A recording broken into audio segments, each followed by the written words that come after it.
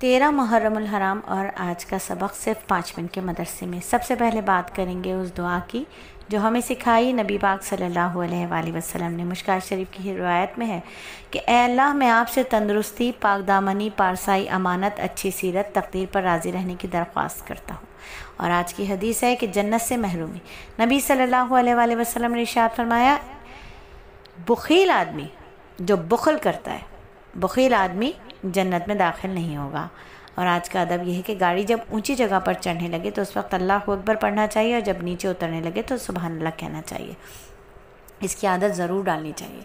किसी भी बुलंदी पर चढ़ते वक्त आपका दिल और जहन, आपकी ज़ुबान, हर चीज़, आपका जिस्म का उज़ू फ़ौरन अल्लाह की बड़ाई बयान करना शुरू कर दे और जब नीचे उतरें तो सुबहान अल्लाह कहना है। अच्छा, अब होगा क्या कि जिस वक्त हम पुलसरात पे कदम रखेंगे तो हमारी आदत होगी तो हमें फ़ौरन हम अल्लाहु अकबर कहेंगे। दरमियान में पहुँचे तो अल्हम्दुलिल्लाह कहिए।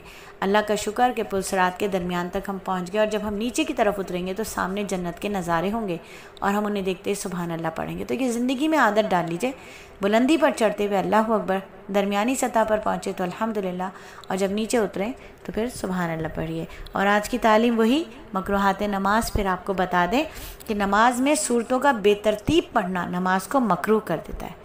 और नमाज में 2 सूरतों का इस तरह दरमियान के पढ़ना के दरमियान में कोई छोटी सूरत छोड़ देना, ये भी नमाज के मकरूहात में से एक मकरूह है।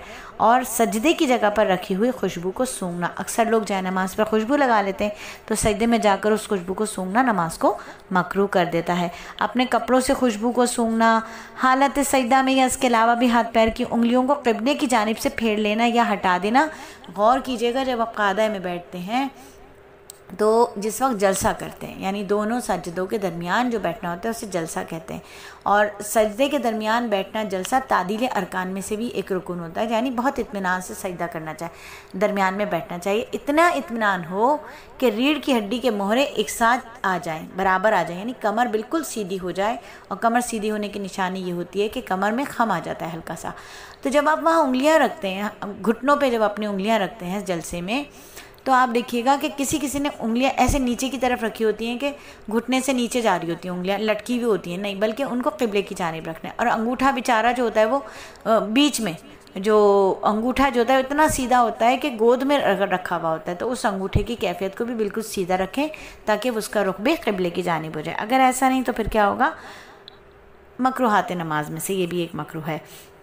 जमाई लेना, आंखों का बंद कर लेना, ठीक है। अगर आप मज़ीद और कुछ भी इसबाब को समझना और सुनना चाहते हैं, अपनी नमाज़ों को जानदार बनाना चाहते हैं या चाहती हैं, तो फ़ौरन एकेडमी का नंबर 0333130829 डायल कीजिए और कह दीजिए कि हमें नमाज कोर्स में दाखिला लेना है। और आज का वाक़या आपको सुनाएं कि नबी सल्लल्लाहु अलैहि वसल्लम का बच्चों के साथ शफ़क़त, अजीब शफ़क़त।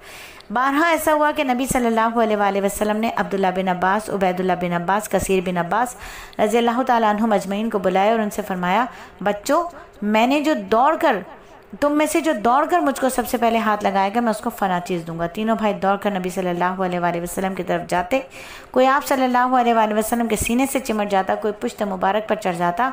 आप सल्लल्लाहु अलैहि वसल्लम सबको सीने से लगाते और खूब प्यार करते।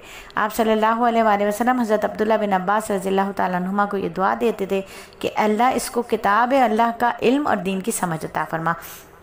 और आज की मालूमात के सबसे पहले अजान में कान पर हाथ रख हज्जाज बिन यूसुफ के मौज़िन इब्नुल असम ने रखा, वरना इससे पहले मौज़िनीन कानों में उंगलियां डालते थे। और आज का सबक सदक़े की बरक़ात के कुरान और हदीस में सदक़े की बड़ी तरग़ीब आई है। आदमी वक्तन फ़वक्तन हस्ब वसत मुस्तहिक़ लोगों से ताउन करते, चाहे वो माल से हो या खाने पीने की अशिया से हो। और अगर आप भी कुछ ताउन करना चाहते हैं तो हम आपको बताते चलें कि 48 ऐसे बच्चे हमारे पास हैं जो बहुत ही डिज़र्विंग हैं, जिन्हें हमने खाना खिलाना है हर रोज़ एक टाइम का। और हर रोज़ एक टाइम का खाना सिर्फ 100 रुपये का बनता है। अगर आप हिस्सा लेने चाहते हैं तो महीने के 22 दिन हमने खाना खिलाना है, यानी एक बच्चा 2200 रुपये का खाना खाएगा एक महीने में, तो सालाना सिर्फ 26,000 रुपये का खाना खाएगा। अगर आप भी इसमें हिस्सा डालना चाहते हैं, सदका करना चाहते हैं तो ज़रूर कीजिए, भूखों को खाना खिलाइए। हाँ, ना खिलाइए अपना खाना मगर मुत्तकीन को, यानी सिर्फ तक़वे वालों को अपना खाना सबसे पहले खिलाना चाहिए। तो ये बच्चे मदरसे के बच्चे हैं और इनमें तक़वा बहुत है, क्योंकि ये कुरान और हदीस का इल्म हासिल कर रहे हैं, तो उनको सदका दीजिए, बहुत अच्छी बात है। सदक़े से मसाइब और मुश्किलात ख़त्म होती हैं और आने वाली बलाएँ, अमराज, तकालीफ रुक जाती हैं। इसलिए हुक्म है कि किसी मर्ज़ की सूरत में इलाज माल जैसे कबल सदका किया करो। इलाज की जो 5 सुन्नतें हैं उनमें सबसे पहले सदका आता है, सबसे पहले सदका करना चाहिए। सदक़े की बरकत से इंसान खुश व खुर्रम रहता है, लोगों के दरमियान इज़्ज़त व एहतराम नसीब होता है। इससे आगे कदम जो है वो सखावत है। सदक़े में अपना फ़ायदा मतलूब होता है, जबकि सखी जो है सखावत में मुस्तहिक का फ़ायदा पेश नज़र होता है। सखावत करते हैं कि भाई सामने वाला मुस्तहिक है, इसको मिल जाए। और सदक़े में क्या होता है, अपनी मुश्किलात टल जाती हैं, अल्लाह का गुस्सा ठंडा हो जाता है। तो सदका और सखावत के बरक्स क्या चीज़ है, बुख़ल है। ये बड़ी बुरी सिफत है। दिल की तंगी सबसे ज़्यादा बख़ील को होती है। ये बदअखलाक भी है। बदअखलाकी भी अल्लाह की देवी नेमतों में बुख़ल से काम लिया गया, नेमतों का हक़ अदा नहीं किया गया। नेमतों का हक़ अदा करने वाले अपने लिए सादत हासिल करते हैं और फलाह पाते हैं। तिरमिज़ी की रिवायत में कि हज़रत अनस रज़ियल्लाहु तआला अन्हु से रिवायत, नबी पाक सल्लल्लाहु अलैहि वसल्लम ने इरशाद फरमाया, सदका परवरदिगार के गुस्से को बुझाता है और बुरी मौत को मना करता है। दुनिया आखिरत की मुसीबतों से महफूज रहने के लिए सदका करना बड़ा अक्सर है। हदीस शरीफ से मालूम हुआ कि सदका अल्लाह पाक के गुस्से को बुझाता है, यानी गुनाहों की वजह से जो दुनिया और आखिरत में मुसीबत और बर्बादी लाने का बंदे ने सामान कर लिया था, सदका करके इससे इसकी हिफाजत हो जाती है और सदका गुनाहों का कुफारा भी बन जाता है। लिहाजा गुनाह पर गिरफ्त नहीं होती और अल्लाह ताला की नाराज़गी ख़त्म होती है। तो ये जो फरमाएं कि सदका बुरी मौत को रफ़ा करता है, इसका मतलब ये कि सदका करने वाले मुसलमान की हालत मौत के वक्त ख़राब नहीं होती, यानी अल्लाह ताला के ज़िक्र से गफलत नहीं होती और मुँह से बुरे अल्फाज नहीं निकलते, बुरा खात्मे से हिफाजत होती है। लेकिन सदका माल हलाल से ज़रूरी है।